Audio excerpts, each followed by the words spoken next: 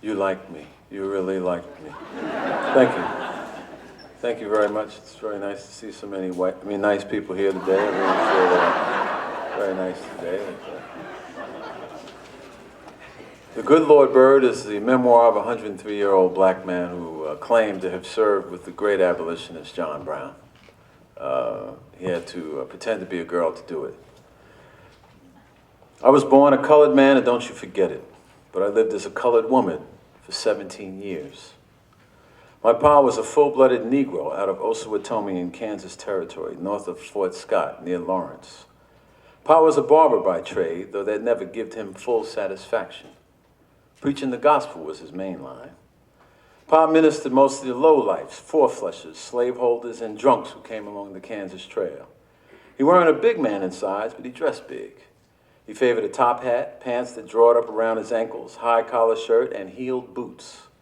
Most of his clothing was junk he found, or items he stole off dead folks on the prairie who killed off from fever or aired out on account of some dispute or other. His shirt had bullet holes in it the size of quarters. His hat was 2 sizes too small. His trousers come from 2 different pairs, colored pairs sewn together in the middle, right where the arse met. His hair was nappy enough to strike a match on. Most women wouldn't go near him, including my ma, who closed her eyes in death, bringing me to this life. She was said to be a gentle, high yellow woman. Your ma was the only woman in the world man enough to hear my holy thoughts, Pa boasted, for I am a man of many parts. Whatever them parts was, they didn't add up to much. For all full up and dressed to the nines, complete with boots and 3-inch top hat, Pa only came out to about 4 feet 8 inches tall. And quite a bit of that was air. But what he lacked in size, Pa made up for with his voice. My pa could out-yell with his voice any white man who ever walked God's green earth bar none. He had a high, thin voice. When he talked, it sounded like he had a Jew's harp stuck down his throat, for he spoke in pops and bangs and such, which meant speaking with him was a 2-for-1 deal, being that he cleaned your face and spit-washed it for you at the same time. Make that 3-for-1 when you consider his breath. His breath smelled like hog guts and sawdust, for he worked in a slaughterhouse for many years, so most colored folks avoided him generally. Dutch Henry's Tavern sat right near the Missouri border. It served as a kind of post office, courthouse, rumor mill, and gin house for Missouri rebels who come across the Kansas line to drink, throw cards, tell lies, frequent whores, and holler to the moon about niggers taking over the world and the white man's constitutional rights being thrown in the outhouse by the Yankees and so forth. I paid no attention to that talk, for my aim in them days was to shine shoes while my pa cut hair and shove as much Johnny cake and ale down my little red lane as possible. But come spring, talk in Dutch circled around a certain murderous white scoundrel named Old John Brown, a Yank from back east who come to Kansas Territory to stir up trouble with his gang of sons called the Potawatomi Rifles.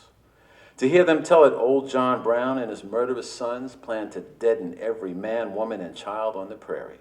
Old John Brown stole horses. Old John Brown burned homesteads. Old John Brown raped women and hacked off heads. Old John Brown done this, and Old John Brown done that. And why, by God, by the time they was done with him, Old John Brown sounded like the most onerous, murderous, low-down son of a bitch you ever saw.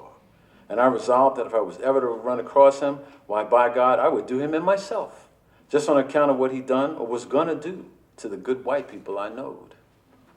Well, not long after I decided them proclamations, an old tottering Irishman teetered into Dutch Henry's and sat in Pa's barber's chair.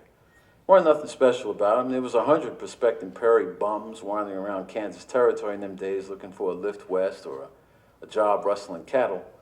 This drummer weren't nothing special. He was a stooped, skinny fella, fresh off the prairie, smelling like buffalo dung with a nervous twitch in his jaw and a chin full of ragged whiskers. His face had so many lines and wrinkles running between his mouth and his eyes that if you bundle them up, you could make him a canal. His thin lips was pulled back to a permanent frown. His coat, vest, pants, and string tie looked like mice had chewed on every corner of him, and his boots was altogether done in. His toes stuck clean through the toe points. He was a sorry-looking package altogether, even by prairie standards, but he was white. So when he sat in Pa's chair for a haircut and a shave, Pa put a bib on him and went to work. As usual, Pa worked the top end and I done the bottom, shining his boots, which in this case was more toes than leather. After a few minutes, the Irishman glanced around and, seeing as nobody was standing too close, said to Pa quietly, "Are you a Bible man?" Well, Pa was a lunatic when it came to God, and that perked him right up. He said, "Why, boss, I surely is. I knows all kinds of Bible verses." The old coot smiled. I can't say it was a real smile, for his face was so stern it weren't capable of smiling, but his lips kind of widened out. The mention of the Lord clearly pleased him, and it should have, for he was running on the Lord's grace right then and there, for that was the murderer, old John Brown himself, the scourge of Kansas territory, sitting right there in Dutch's Tavern with a $1,500 reward on his head and half the population in Kansas territory aiming to put a charge in him. Thank you.